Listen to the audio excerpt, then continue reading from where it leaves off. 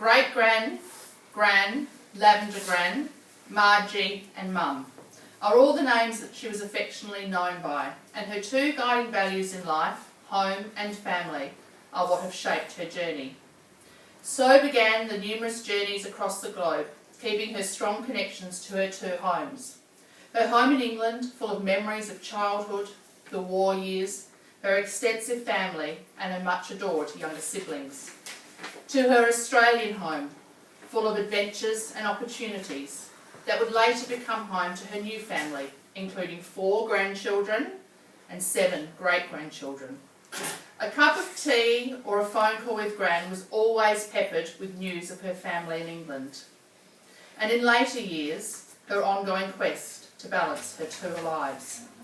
Her most recent return to Australia had many of us believing that given her age and fragility, the trip would be too much. But never being one to be told what to do, she did it anyway, and proved us wrong. Our childhood is filled with many memories of Gran. As a young child, I remember waiting outside by the gate on a Friday evening for her to walk up our street for her regular weekend visit, where she would stay with us. She would sleep on her special bed, attend church with us on Sundays, share Sunday lunch, and then we would drive her home late Sunday afternoon. This ritual was repeated weekly for years until our parents' separation. The only exception to this was school holidays, when we would go to her to be spoilt.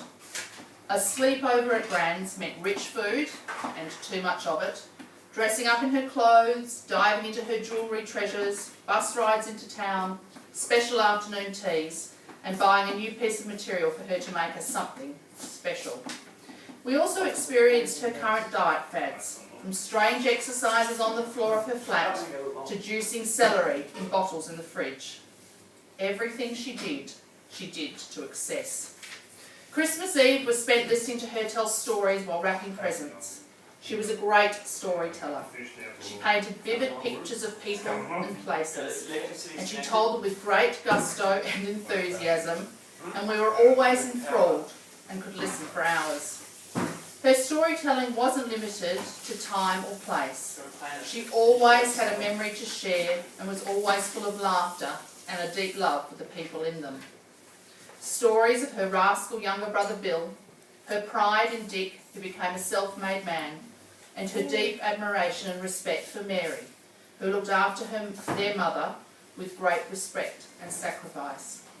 Many stories, and her voice fills our memories. Stand up straight, talk up loud and strong. Our love of theatre and costumes. It was not an occasion without carnations, gladioli, princess cake, or those prawn cocktails. Her rosary beads, her lavender water, her violet bedspread, her itchy mauve blankets, Mum combing or rolling her hair, chocolate eclairs, cups of teas, ooh, oh dear, or ground floor please, every time something dropped, or any time we hurt ourselves, oh dears, you're in the wars, and shopping, shopping, shopping, always slipping us a little bit of money to get us a treat. She was a liberal thinker and always willing to laugh. We have so many stories to choose from, but we've picked out a few. Jordan's going to say a few words from all the great-grandkids. Great-Gran is a wonderful person. Even if we are young, we know it is definitely true. We've heard so many stories about Great-Gran which we will always remember. Great-Gran was having her 90th birthday party, and we were doing a dance just for her. Suddenly, Great-Gran decided to get up and dance with us. Great-Gran lasted about 20 seconds and then she got so tired she almost fell over.